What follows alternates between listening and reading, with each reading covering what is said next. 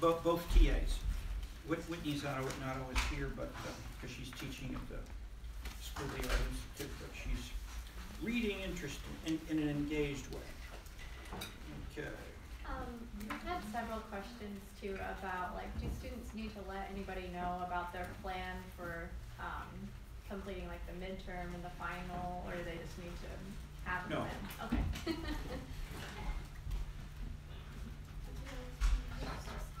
Any more? Yeah. Do you have a hand up? No. Okay. Any more logistical issues?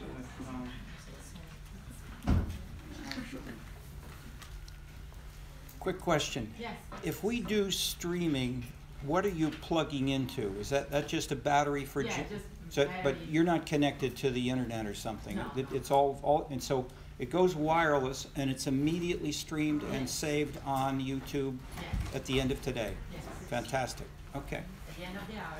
Okay. So if we get your app, we ought to be able to do that too. Okay. Because Antoine used to have a connection to a cable, but he didn't. I don't know. I didn't know what that was. But you're not doing that. Okay. No. But if it works that well, that fast, then you've got a better mousetrap. And we should try to follow.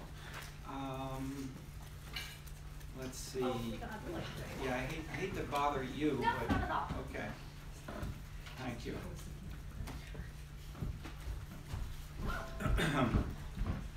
All right. Why this section in the course on community power?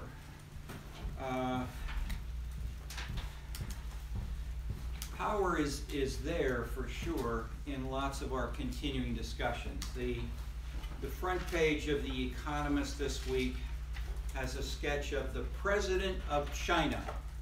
And it says, the most powerful man in the world. Okay. How do they conceive or measure power? How do we all conceive or capture power? These are continuing questions in all fields, in terms of one family, in terms of your relationship to your roommate or your dancing partner, in terms of a class, in terms of a work team, in terms of nations, in terms of Trump versus other people, etc. And the main answers to what is power, how does it work, really come from the field of community power as it emerged after World War II and continues up to present, which are studies of cities. And the term community power came from Floyd Hunter, whose book used that title in 1953. But the issues are eternal. They go way back and they continue at present. The difference between, say, Aristotle and the front page of The Economist is, and in contrast to the community power field, is the community power field tried to say, what is power, how does it work, how can we put these pieces together as social scientists, not just have a cover, because for some purposes, the cover of, I mean, clearly we don't have a systematic analysis which the Economist editorial writers use to try to say what is power. That is, how about Saddam Hussein or Stalin compared to the president of China today, or the president of China today compared to Mao? I mean, how you compare those and why are what we get into with these kinds of questions. Point one: power is there all the time, and people have talked about it loosely and more precisely. Second, the specific field of community power had a linkage within one main theory from Hunter up through Clarence Stone, which was, what was the main theory that held them together? Marxism, basically. And Marxism stressed capitalism, capitalist and corporations as being the key drivers of the political system. The substructure drove the superstructure. Everybody who knows Marx knows that. And so it was taken for granted by Hunter that, of course, the normal main leaders of a city are its business leaders. So he went out to try to measure this, and he did in a way that gave him what he and some others thought were the normal, quote-unquote, results. Normal if you follow a Marxist theory. But Clarence Stone restudied the same city, Atlanta, that is Hunter studied it in 1953. Stone studied it again and again in the 80s, the 90s, and so forth. That's where he spent most of his career.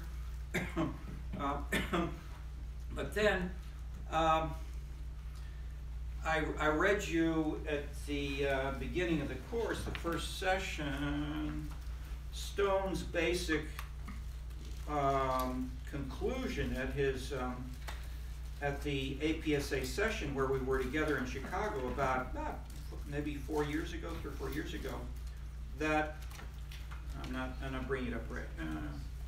I'm not bringing it up right here, but the basic point was that perspective of business dominance, as I analyzed it and called it regimes, no longer is valid.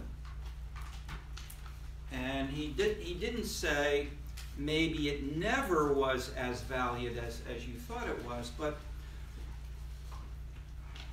what we're getting is, at least in his case, and he said things like this over time, and I point to him as one of the key theorists of community power following up in this field in the last 20, 30 years, who most people in political science and sociology have people like Logan and Molich, who've never really, well, who have defined, who have articulated changes as well, who've said, you know, what we did, or Logan said basically the growth machine theory is wrong.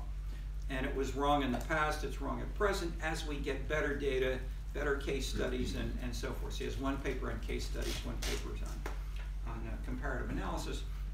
But the point is, this is happening around the world with people who've never heard of these particular names, with the decline of a Marxist business capitalist dominance kind of perspective. In part, it's happened after 1989 in the sense that we're all capitalists in some ways, but in another sense, we're all more governmentally oriented. Just to take one example, nonprofits. I did a book on nonprofits, the Sierra Club, churches, civic groups, and so forth. If you look at all of those in Asia, they were created in Asia to work under the government and to implement welfare state, hospital, helping the elderly, dealing with floods, a disaster, and they were expected to march in step, follow the sort of quasi-military style of the Japanese, Korean, or Chinese political leadership. Naturally. Doesn't have to be, it's not business, it's government dominance in that case. In the West, especially the US, England and the US, most explicitly, and then after 1789 and after the 19th century in France, the civic groups were there to monitor, criticize, and attack the state, to fight for independence, to fight for women of the world, or gays, or to advance egalitarian causes, and to show corruption, to show malfeasance, and so forth. Doctors Without Borders, Amnesty International, and the like. These groups, which had as their quintessential focus independence of authority, have in turn become primarily funded, more than any other source today in the last 20 years, this is new, funded by whom? Their national governments. So the Asians are moving toward the Europeans and the Americans are moving toward the Asians in the sense that government and independent, that is, if we think of business, government, and civic groups as three kind of arenas, they're interpenetrating each other more than they ever did in the past, and so concepts and labels like capitalism or statism or party dominance do not have the kind of meaning which they did 50 years ago. Okay, that's the bigger background that Stone does not articulate, but within the U.S. the same thing is happening as well in different ways, as we have more fragmentation, more, as we talk about in the 7 books on the New Political Culture, we have more issue specificity. The arenas that Paul Peterson talks about are more segmented from one another, making it harder to generalize across these. Okay, so all this is going on around the world. This gets debated at the same time the political parties that were founded and which still encapsulate ideologies of the classic 19th century left and right, continuing in the U.S. in what was called the New Deal, they still have pretty much their perspectives. But you then have people who break outside of them and who capture these new emerging configurations, who were in the past Jimmy Carter, Bill Clinton, and now Donald Trump. In the sense that there's issue-specific combinations of ideas that don't fit the way that the political parties have packaged them. In France, you have Macron was elected as president who had no party. He came out of nowhere. He created his own party, and he defeated the main parties. In Italy, this happened earlier, when you had the 3 main parties after World War II are all basically dead. The Christian Democrats, Communists, and Socialists have all gone down. There are 20 parties today in Italy. In Germany, the 2 lead parties have gone down and down in the last elections most recently. And you have multiple new political parties and individuals that don't fit the normal categories. So the point is, this is not one country, one time period, one short-term change. It's happening around the world in multiple ways.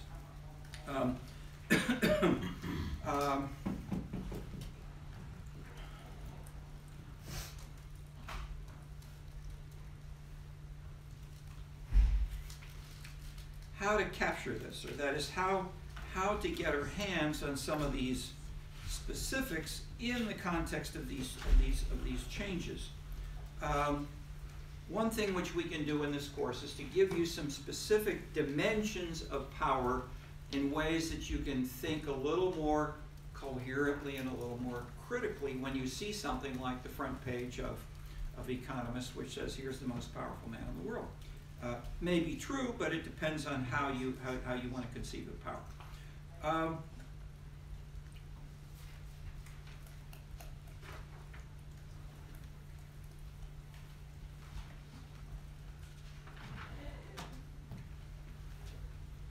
What happened? Look, I want to go through a little bit of the. Oh, I see. Okay, I got a different set of notes here.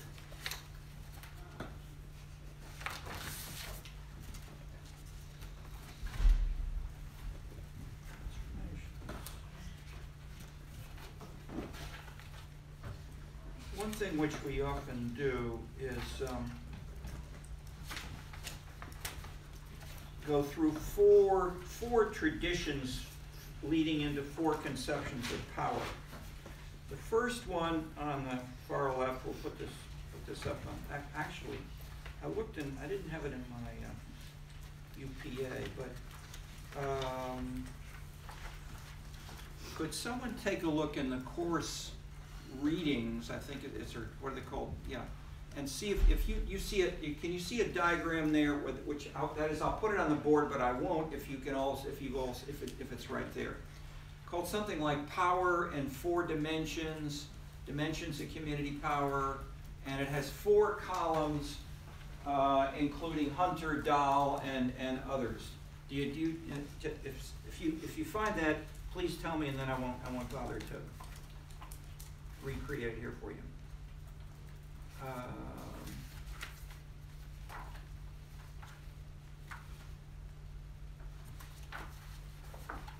Good. Anybody find it? Okay. Let me start talking, and we can I'm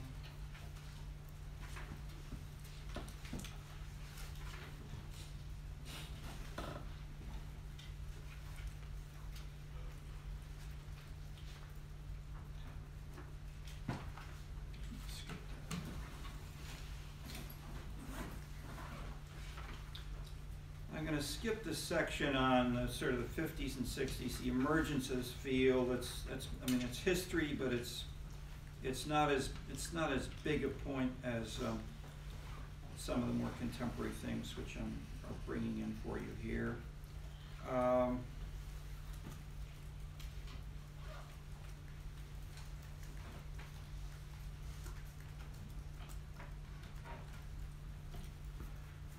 Max Weber. Some of you know about this essay on class status and power. Why did Weber write this essay? What was the dominant theory of power surrounding him, and how did he address it in this essay? You're almost ready to talk. Yeah, give us a reflection a little bit. Anything. Well, I mean, the why did he write it is a really broad question, but like contextually, he was also studying directly after a major war, so was interested in power and its mechanisms, generally speaking. But might makes right was kind of the predominant understanding of power prior to his more detailed analysis. But if you say might makes right, what is might and where does it come from?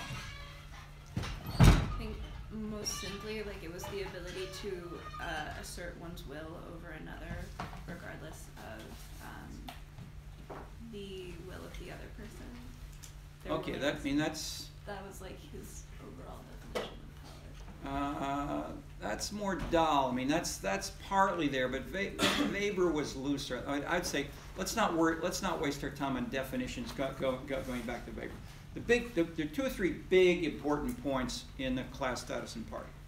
One is that Weber then, as most people were through the early 20th century, let's say among intellectuals in the Parisian left bank, in American literature departments, and a few sociology departments, Marxism was the dominant view, which is to say the economic explained everything. Okay, so Weber's main counter was, no, that's too simple. So instead of saying you just have the economic substructure and superstructure, he said, we have 3 different pillars: the economic, the political, and the status or social. Class, status, and party. So class, explained, is a way of labeling the economic. Status is a way of differentiating, let's say, people who might be knights or come from an older family, and status in that sense could come from being a wrestling champion. That is, it comes from having some kind of expertise, doing something well. It could be bureaucratic status. You can be a high civil servant. Even though your parents were low in income and education, you can rise, and that kind of status is independent of the economy, is a simple big point.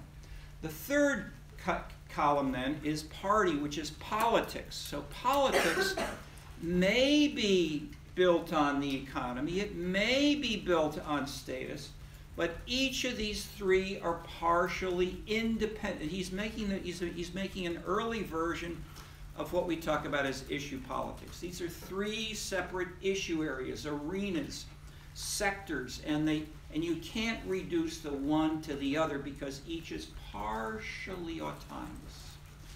The people who make steel in China are not the same people in the CCCP in Beijing. And the people who know how to make steel, or tried, need different tools and different expertise. The people who grow the rice are different from the people who paint the paintings, and so forth. So there are different kinds of expertise in every country of the world, especially as economies, political systems, and status groups grow more differentiated, more complicated. You can't reduce the one to the other, and that's been going on for a long time. Okay, so Weber had Weber's big contribution, I would say, there is one, to say, look at the separate issues and don't try to conflate them into one single hierarchy, whether it's caste or the economy or something else, or religion or power. Power in the sense of politics. So in that sense, he might have challenged who was on the cover of The Economist. That's a political leader. Maybe he doesn't have economic power. He certainly does. But he has it through the political system. Whereas Trump is saying, elect me president because I have economic expertise. I know how to get rich. I know how to be a good businessman. And that's what we need more of in Washington. These people are incompetent dumbos. They don't know how to manage anything. Okay. So those are two competing perspectives on who has the legitimate right to govern and manage well. Okay. And they fought. Okay, so people are fighting over these today. Yes? I was just wondering, in like the example of Trump, and I was also reading an article about Bernie Sanders and his relationship to like the Democratic Party, and I was wondering if you could draw maybe the appeal to them in that the political system as it is now, like establishment, has like lowered in status in a way, like as Americans have become like less trusting of it, like and Bernie Sanders is like, you have the quote that like Trump has like, you know, is like the money guy, but then Bernie Sanders raised it, you know, raised his money to like door to door, and so like it showed. I think that's like also a good example of like how economics is a separate branch. Yes, yes, yes. Good points all. But to the same degree, Trump also won via status as opposed to anything else, because politically the people, his voter base doesn't necessarily benefit politically from his policies or stances, and so it's exclusively like a populist ideology that puts him in power. It's just like a complex idea of status. Like I feel like I'm not saying like the only reason was because like career politicians themselves are low. Like I'm not saying that's the only thing, but I feel like it's a contribution of like the fact that he had this like outsider like appeal to him, and that like he had status and like the populist like perspective, but. And I think I was just more like trying to compare like establishment versus non-establishment, and how like at one point politicians were maybe this, they still have power, but.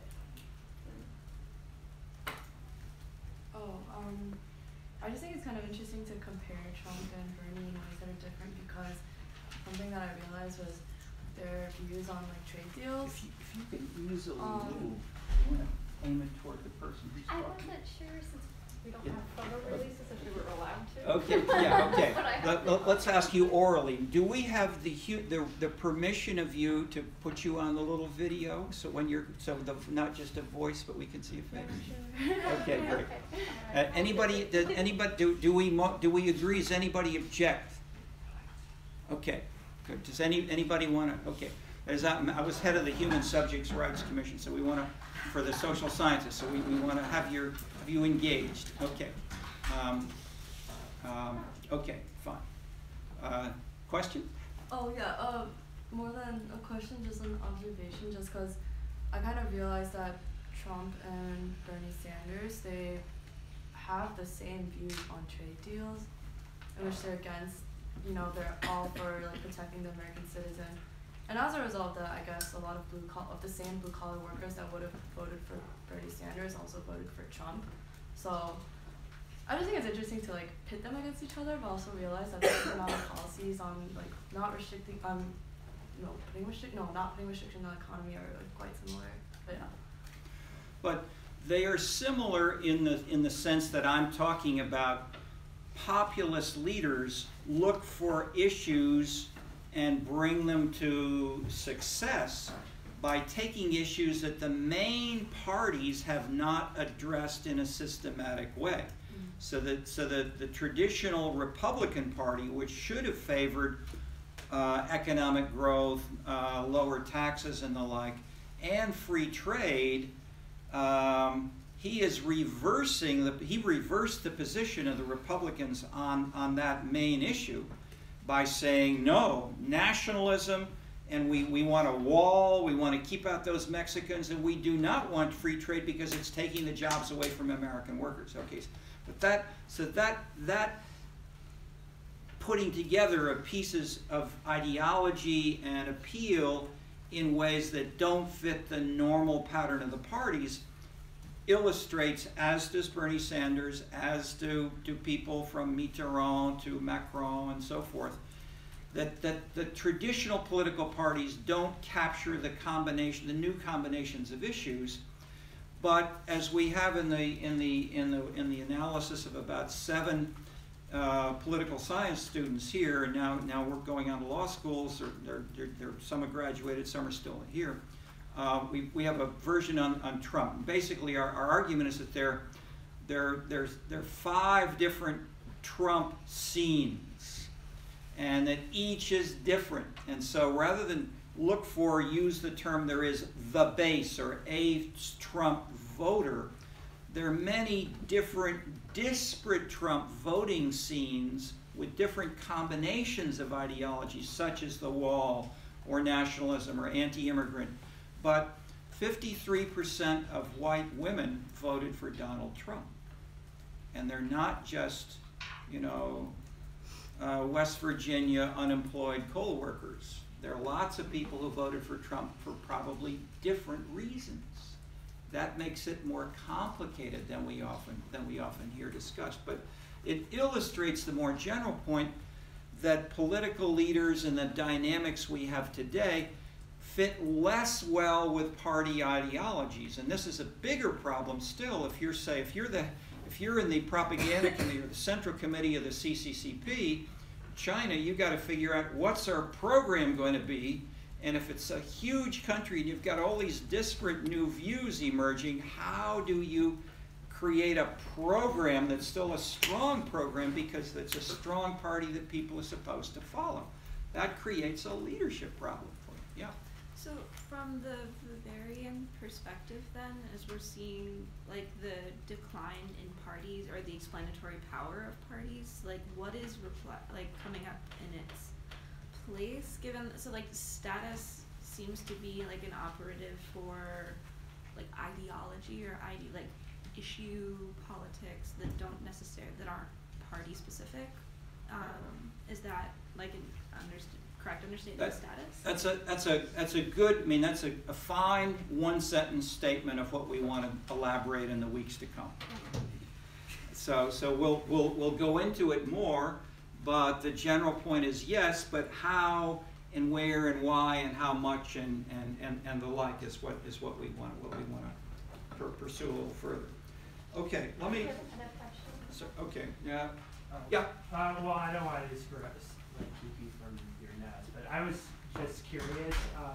Going back to the statement that now political leaders don't really fit their party ideology as much. Do you see this as more applicable to people like Trump who are running specifically for national office than people like Paul Ryan or Mitch McConnell, or is that something that is there not as much of a difference? The answer is the opposite depending on the country. That is, in most countries of the world, let's say Europe, Western Europe, England, the strong national party forces the mayors and the city councils to follow the national party program, or they're not slated. They don't get money, they don't get any volunteers. Non-volunteers, professionals to come out and ring doorbells, etc., and to help them.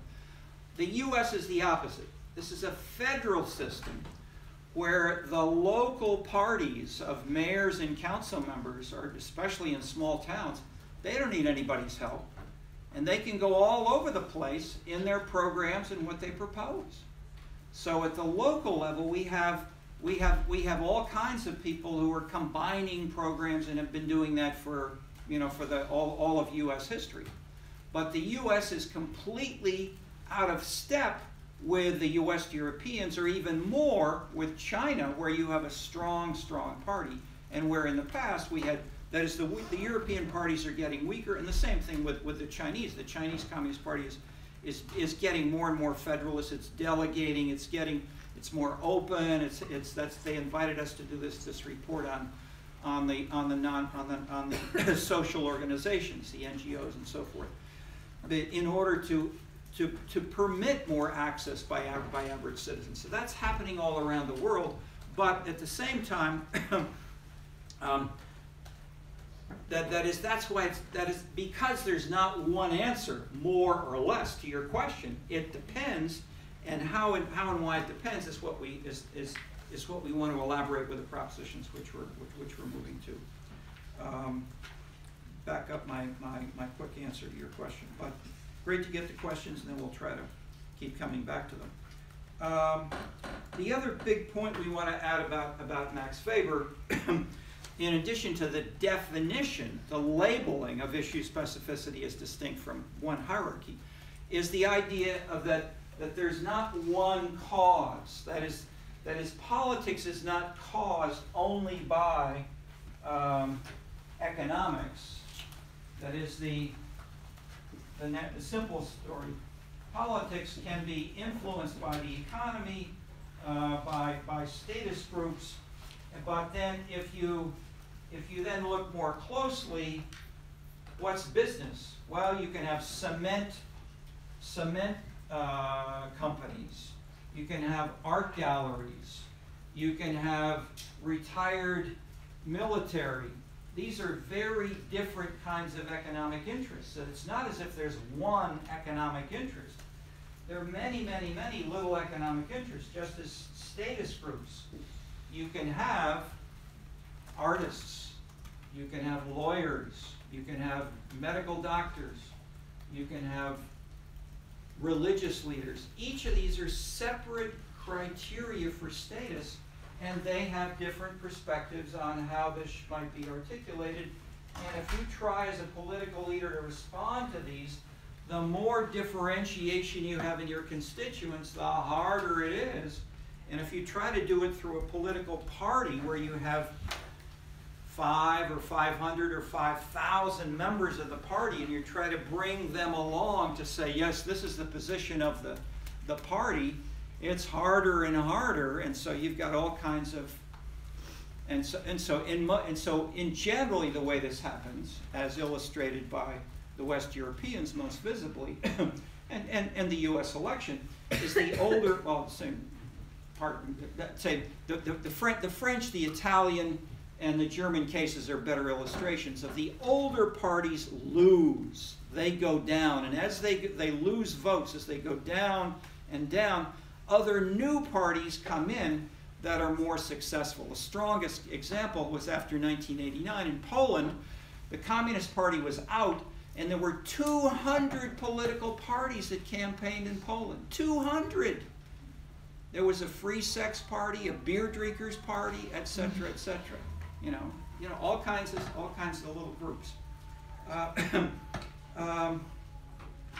Okay, so issue politics, differentiation of issues, and multi-causality. Those are the big points to take away from that essay when you think now and in the future about power. If someone says power is, and you can say it's might, but you heard my follow-up question, what's might? It's like saying it's another word for power. Okay.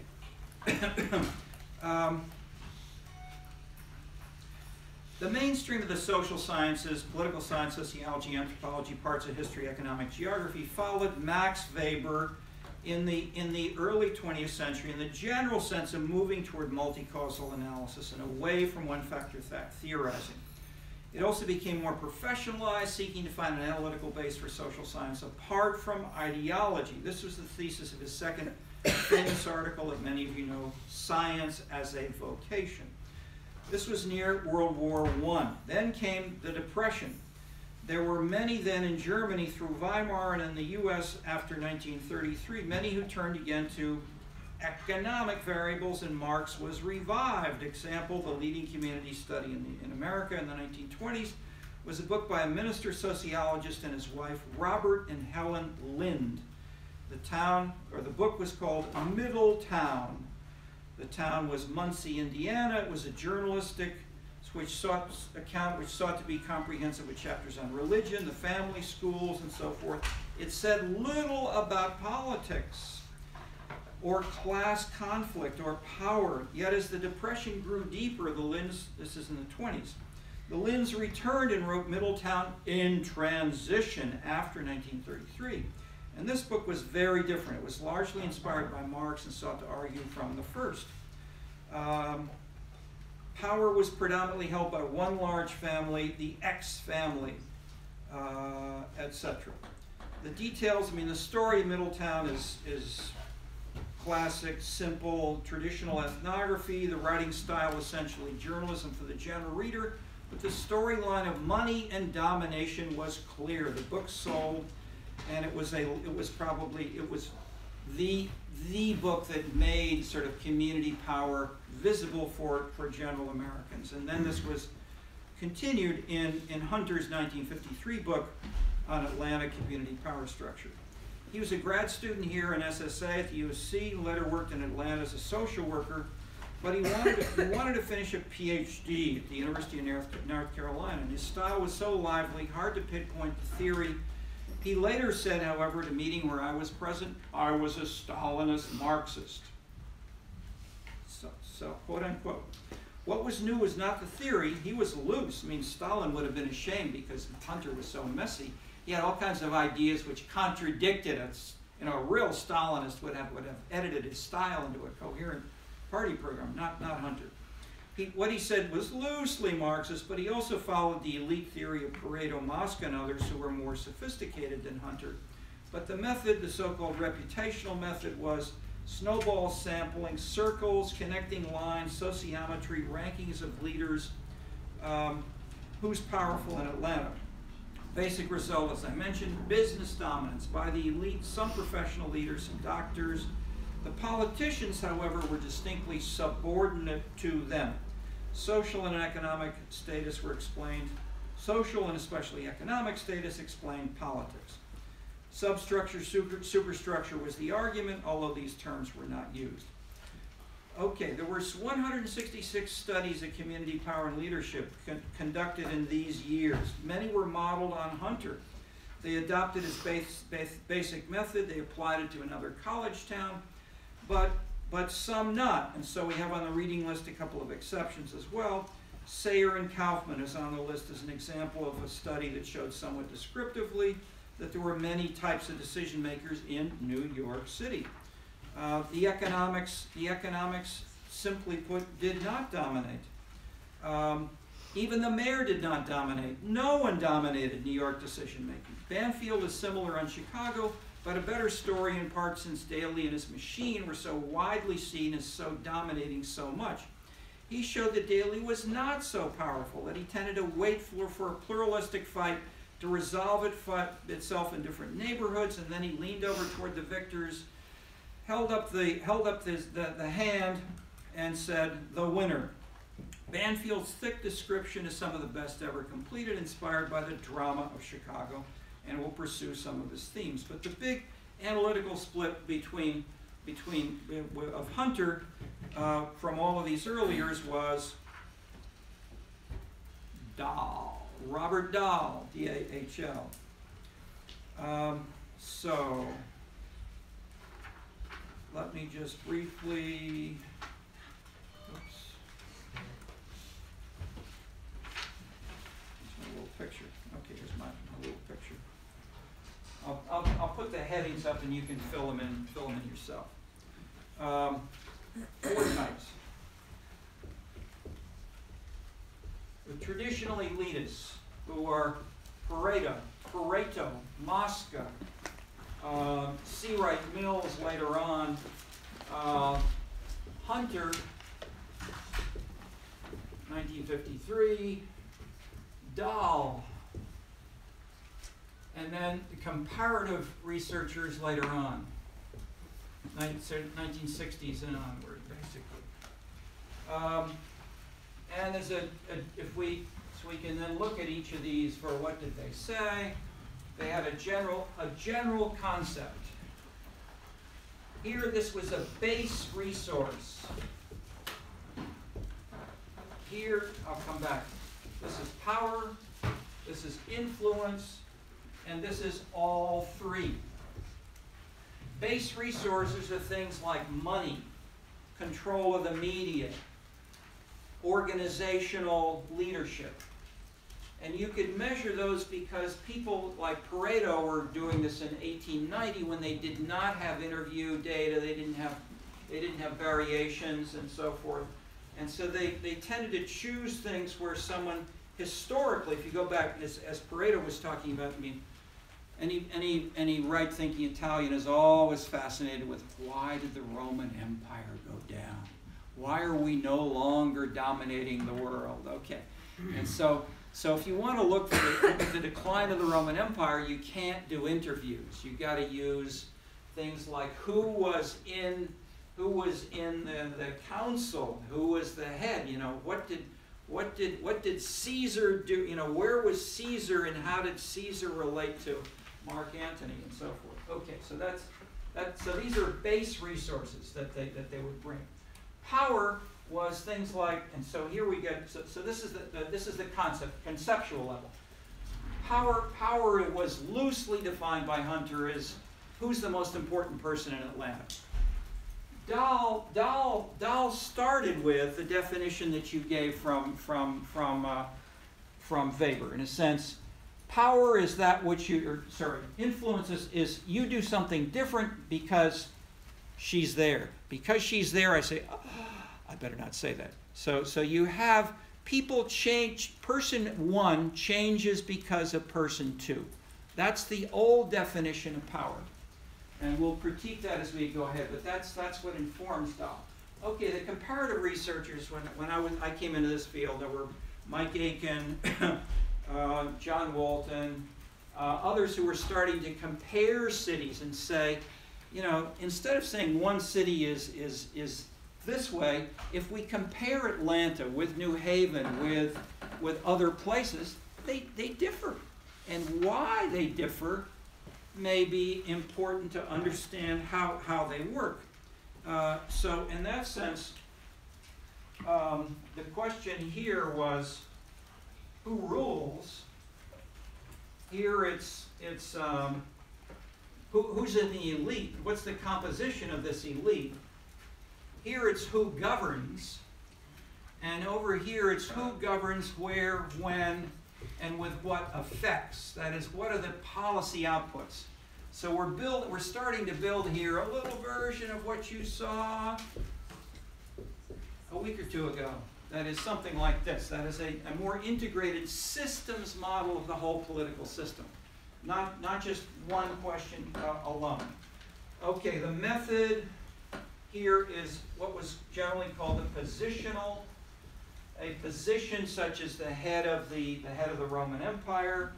Here it's the reputation. What do people say? Who's the most important? Who would you rank based on an interview?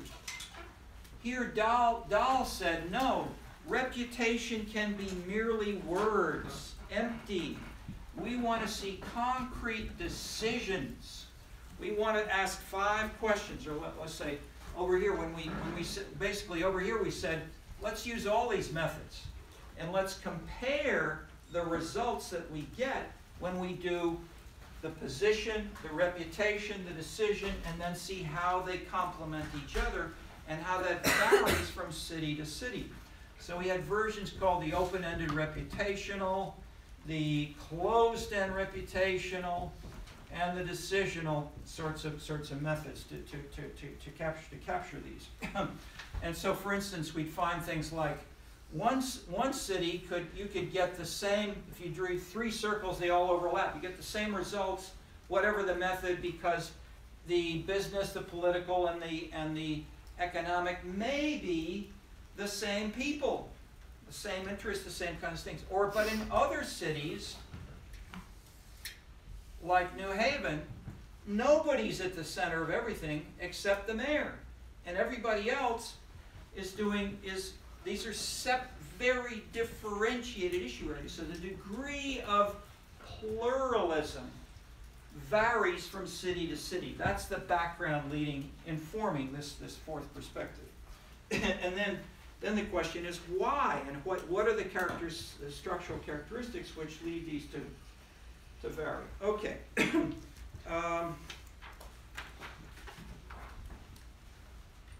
Those are you can fill in more with the readings, but The point is, these things didn't evolve slowly and easily. People were fighting about them. And these concepts and the sharpness of these concepts came because of people were writing letters.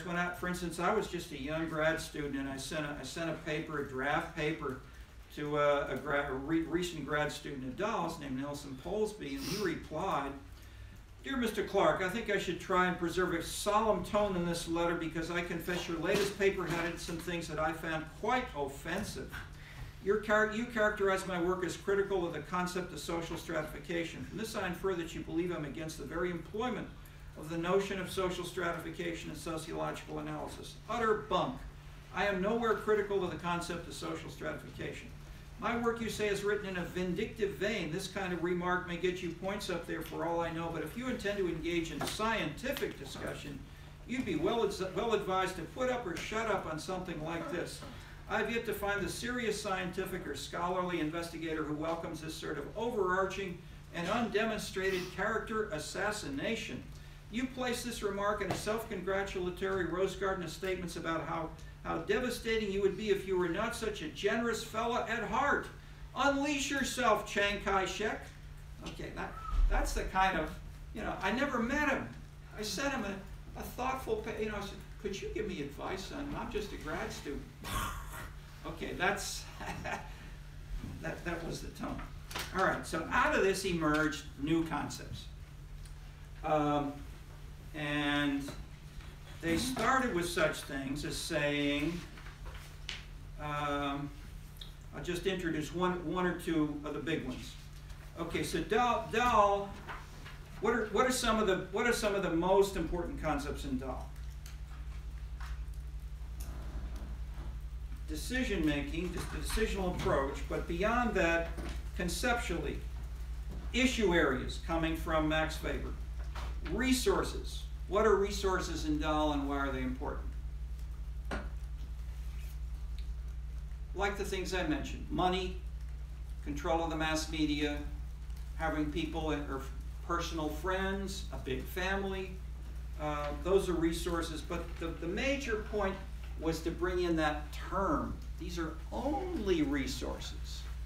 Back here, these people didn't think of these as resources. They said, this is power. This is might.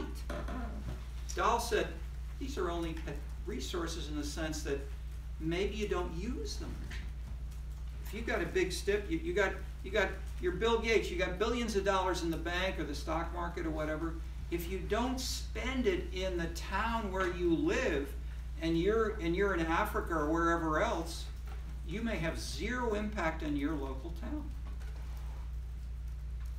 Okay, that's the big point. That where and why the resources get activated and how they're used, that's what Dahl is talking about. Okay. Related to that is the idea of pyramiding, that you can pyramid. If you build a coalition, say, with 5 different kinds of people with 5 different kinds of resources, money, control of the mass media, unions with lots of members who'll go out and march and ring doorbells, and then say some bankers with lots of cash. I mean, if you have different combinations or then ethnic support by multiple groups in a Chicago or New Haven, ethnic groups are important. So if you have different ethnic groups represented, you join a coalition with all of those resources, you have more potential impact in terms of getting into the city hall as elected mayor than if you only have 1 or 2, even if you've got lots of money. If you've only got money, how are you going to convert it to votes?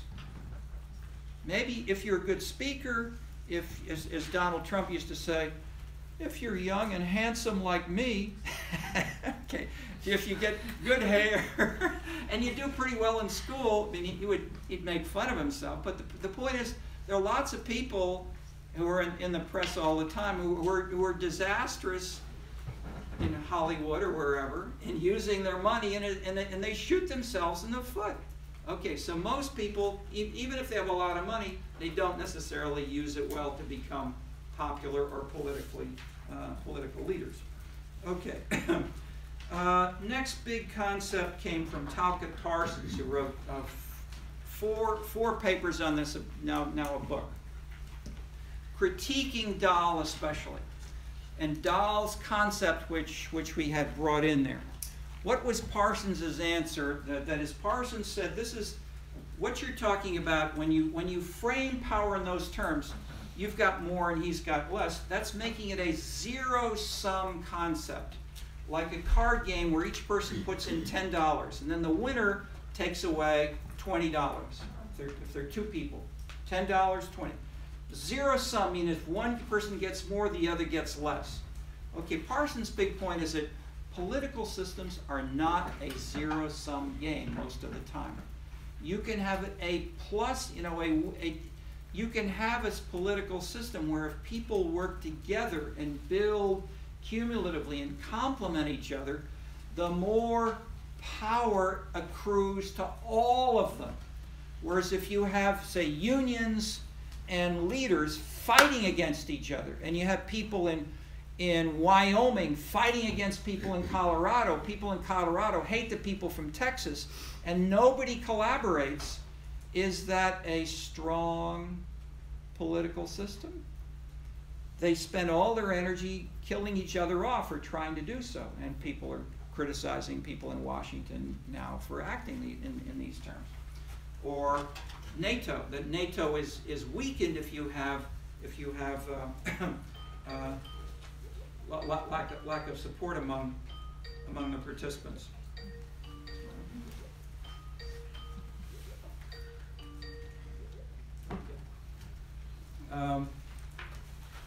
So, zero sum, pyramiding, issue areas, resources.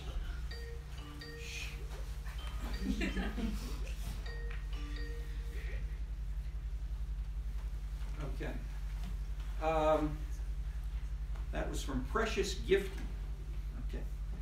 We got a phone call from Precious Gifty. All right. Big concept, slack. What is slack and how and why is it important for Dahl? It follows from everything I've said. Resources, pyramiding, activation or non-activation. Slack may vary in different political systems. That is, if you have a Bill Gates and a Warren Buffett with their money spread all around the world, there's slack in the local political, say, or within the U.S. or within the political systems where they might spend their money. That is, conversely, if you have someone who's got, a medium amount of money, but he spends everything in his town, he puts all of his money into it, he borrows, and this is the way that many middle-level political leaders are in terms of their finances, and so Crooked Hillary was criticized for doing this by Trump. She sold her honesty and her truth away to the Wall Street bankers. Bernie Sanders and Trump said the same thing about Crooked Hillary, because she didn't have enough money for that. So the idea was, because there was slack in the political system, she had to get more money in order to be able to counter the competition from the others. So the idea is, as you get more and more money invested in politics, there's less slack. But then if you have it, say, imagine you're the head of the Republican and Democratic Party, where do you invest your money? So they would choose, say, certain counties in Ohio, certain counties in Pennsylvania that were swing counties that could go either way, and in swing states that could determine the whole election potentially. So by contrast, if another state and another city was 100% Republican and another one was 100% Democrat, there was more slack in terms of resources because people wouldn't bother to invest if you could win without investing. Okay, so slack in turn can go up or down. For instance, in one Ohio county, if unions come in and start to mobilize, and the unions are really getting more and more and more support, and they're doing little private surveys that the others don't know about, then you say, all right, so the Republicans may say, hey, wait a minute, we'd better get in there too. So they then show up with Republican volunteers, take out advertisements, and so as they see these things happening during the campaign, they send in additional resources, and that in turn reduces the slack in those areas where there is more potential for mobilizing. Okay, the big resource that the average voter has is, should I vote? And in the U.S., half of the voters do not vote. Okay, so that says there's half of the electorate is slack. So if you can somehow say, this is important, come on out, we'll have a free hamburger for you or something like that, maybe people will come out and vote. Okay, so somehow reducing that slack in ways, and but then if the Democratic Party in one Ohio county says free hamburgers for anybody who leaves the voting booth, what are the Republicans going to do?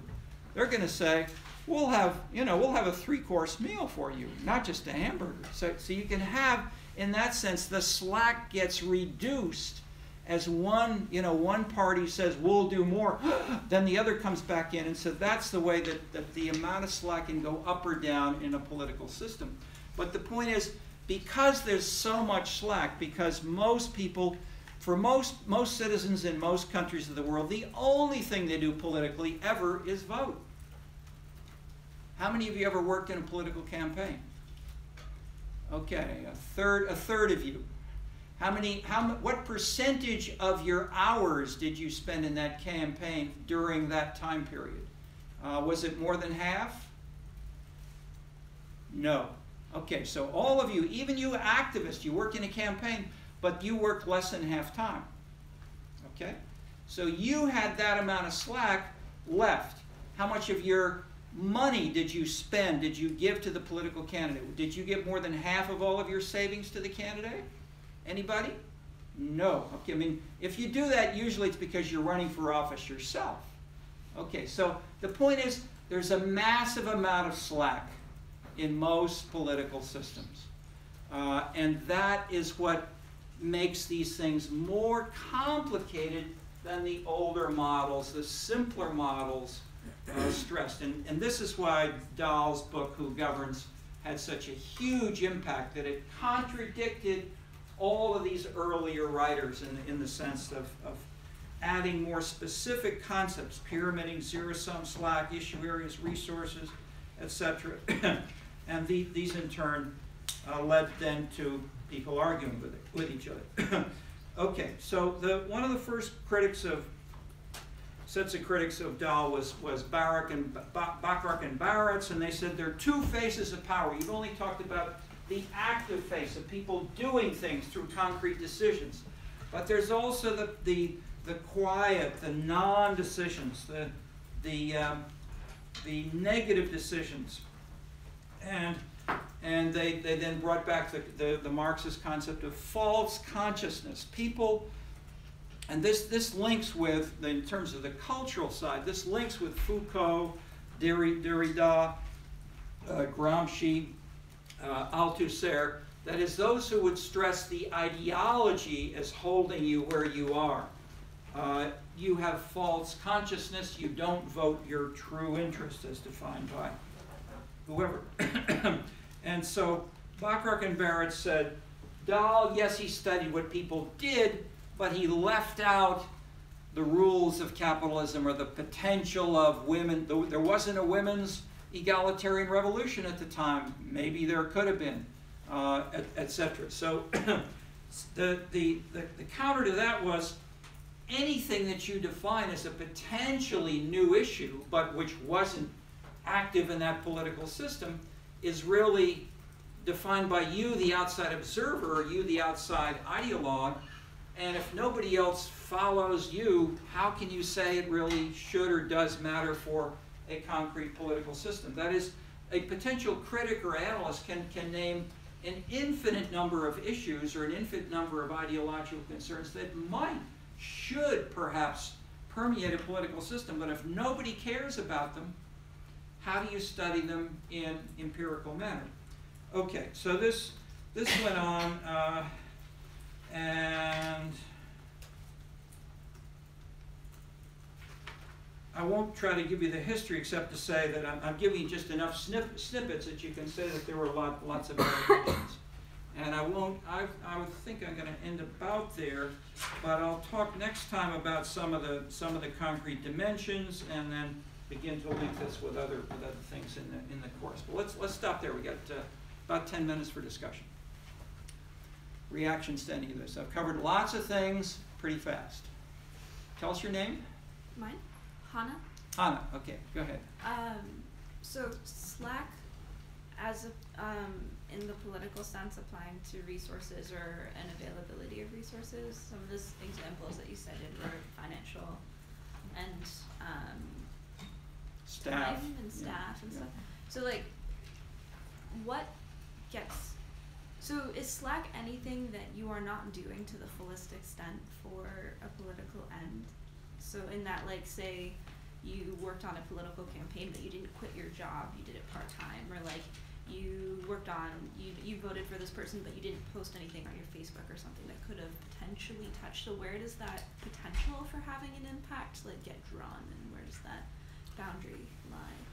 Yes, I mean, yes, I mean, one can try to define it in very abstract conceptual terms and say perhaps if all of the resources in a local political or national political system are not being engaged to lead to a particular outcome in one issue area or one election, then there is that amount of slack then there's slack in the political system.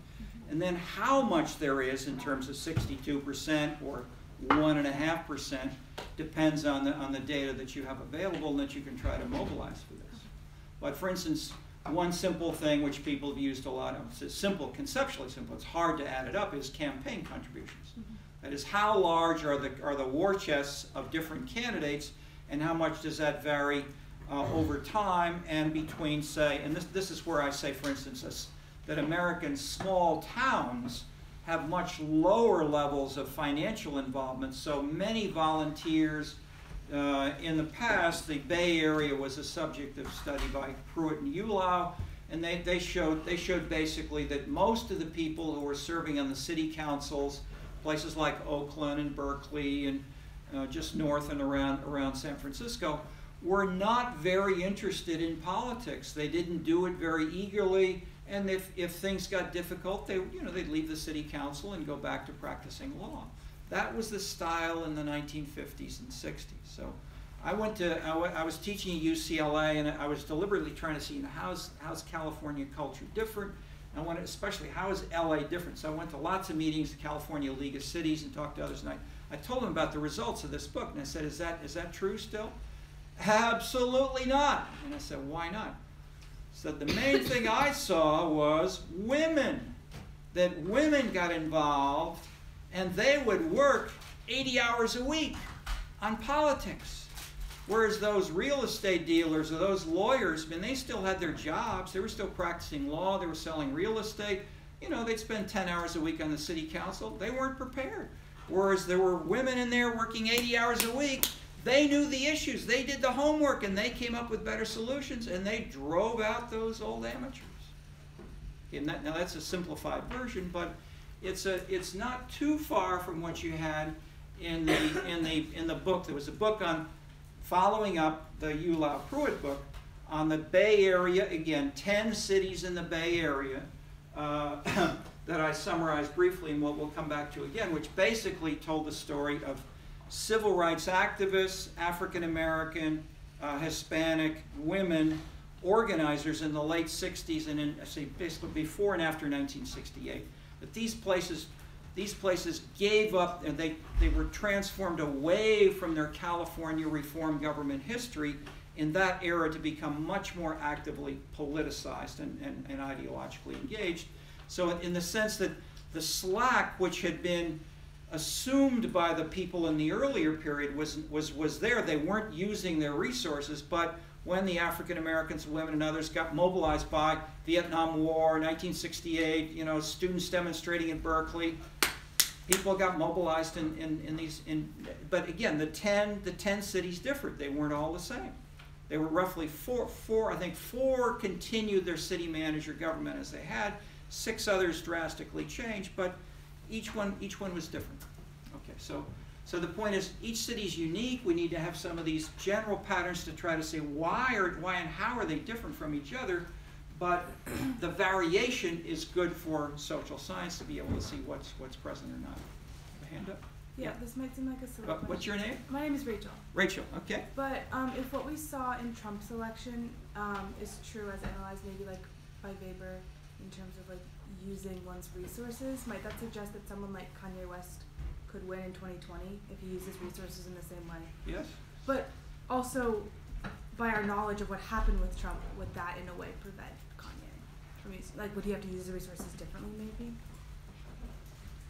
Nobody can answer. I mean, Okay. or that is, who would have predicted Trump? It's true. And all the experts said, this guy's a joker. They all laughed at him. The whole Republican Party said,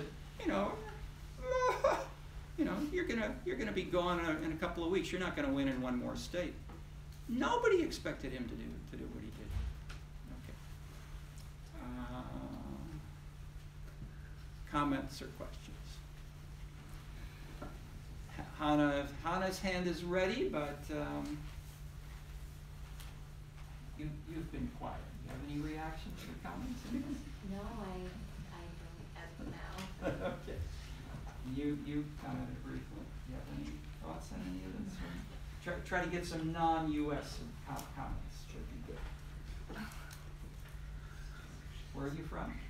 China. Okay. We've mentioned China more than once today. Yeah. Any thoughts on elaborating or questioning anything I say?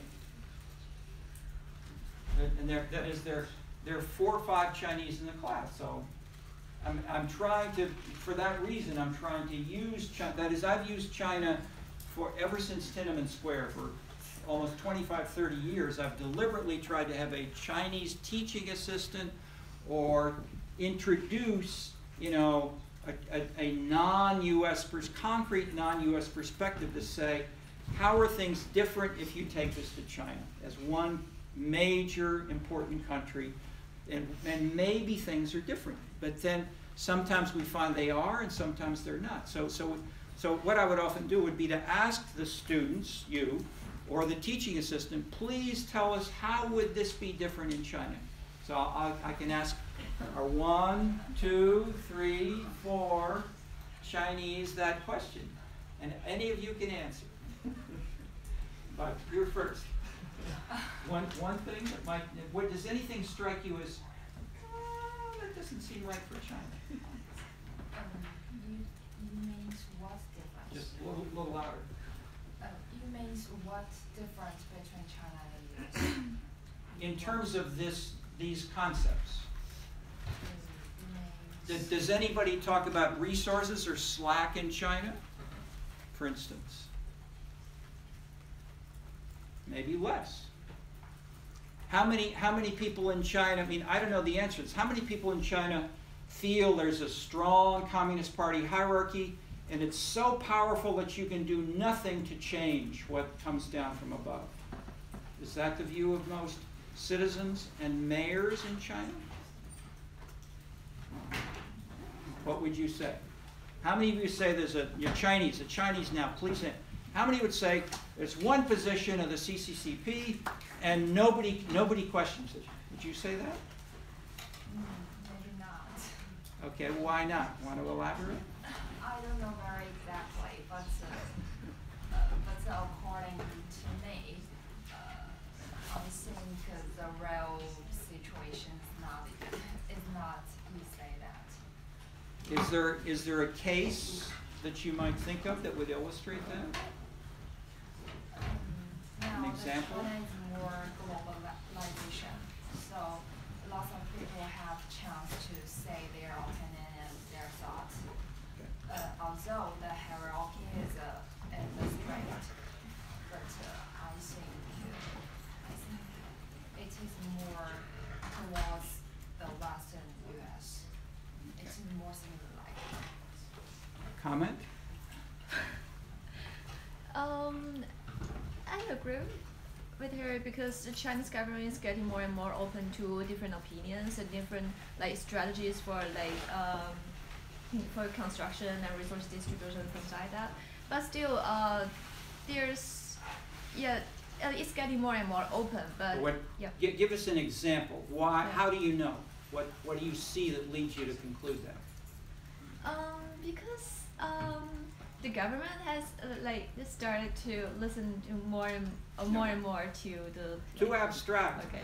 Concrete. I mean, what is your evidence? Media? Things that you see on the media? A research study, or what?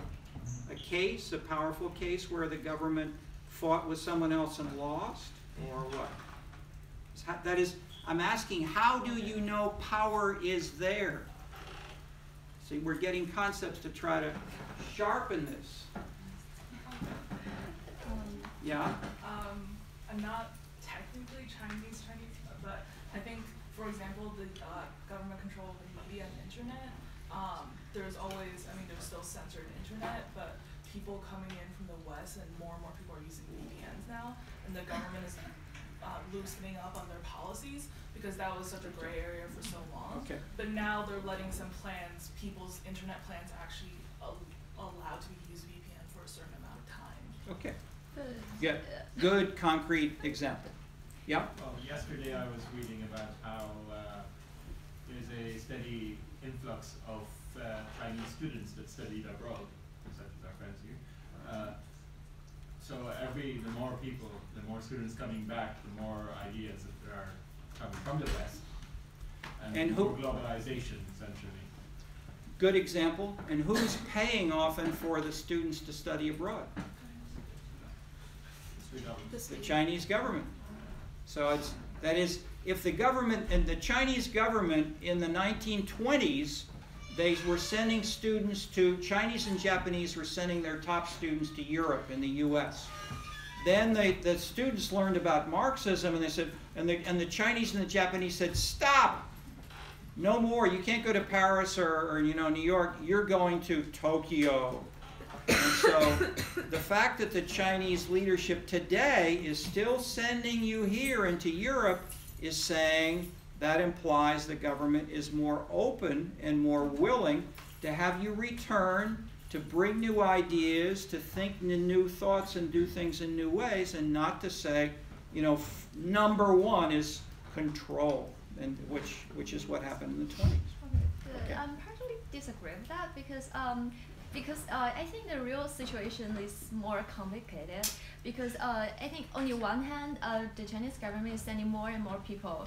They actually support these people with money and policies to go to the Western universities to study, to absorb the Western things and communicate with each other. But on the other hand, actually recently it's getting more and more restrict in the VPN use that's mentioned by that girl. It's really it really constrains people's using VPN in China now. My father's actually previously he was using he has used several VPNs, but recently none of them is still alive. So yeah, so maybe it's more complicated. So. But what you're describing sounds sort of like that, rather than this. Would you agree? And is it A or B? Maybe A. Okay. Yeah. Okay, so that's also is that also evidence to support the idea that China is getting more and more open, or to say it's an objection to that position? Well, I mean, the normal objection is what you just said, that President Xi now in the last 5 years is trying to increase his power, and within China, within committees, he as an individual is getting more powerful and is very dominant in that sense.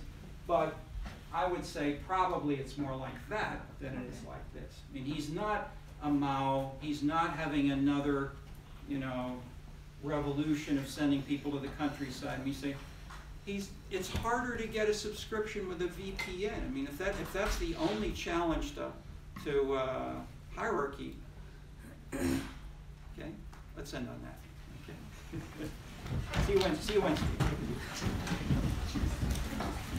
Question about